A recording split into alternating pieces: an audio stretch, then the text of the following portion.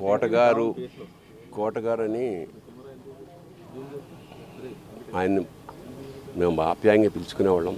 నాకు సినిమాల్లోకి వెళ్ళకముందు నాటకాల నుంచి కూడా బాగా పరిచయం.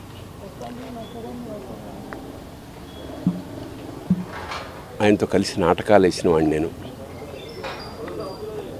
చాలా అంటే ఒక కమిట్మెంట్ తోటి తపన ఉండేది విపరీతంగా. అంటే సినిమా యాక్టర్ అవుదాం అని ఎప్పుడు అనుకోలేదు.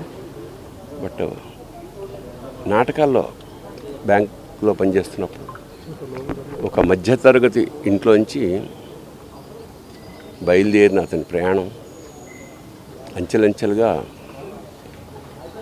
One of the best villains of Telugu industry. సరే మామూలుగా సరదాగా మాట్లాడుకునే వాళ్ళ కోటగారి నేచర్ ప్రకారం మాట కటువుగా ఉండేది. సరే చిన్నప్పటి నుంచి నాకు తెలిసిన వ్యక్తి కాబట్టి పెద్ద పట్టించుకునేవాళ్ళం కాదు.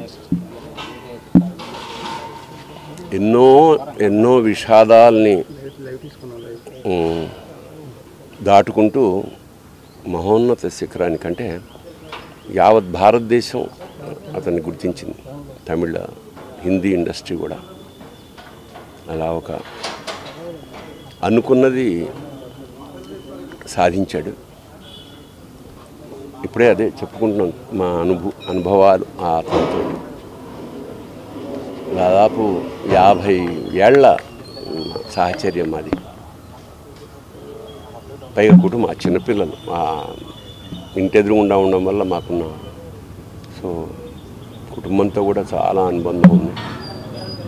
అలాంటి కోట శ్రీనివాసరావు ఇవాళ వెళ్ళిపోయాడంటే ఒక శూన్యం. కోట శ్రీనివాసరావు గారి స్థానం మాత్రం ఇంకెవరు పూరించలేరు, అది సత్యం. సో ఆయన మనశ్శాంతి, ఆయనకి ఆ పరమేశ్వరుడు ఆ కుటుంబానికి ఆయనకి మనశ్శాంతిని కలిగించాలని మనస్ఫూర్తిగా ప్రార్థిస్తూ, మాకు కూడా కొన్ని వందల వేల అనుభూతుల్ని మిగిల్చిన కోట ఇవాళ కూలిపోయింది.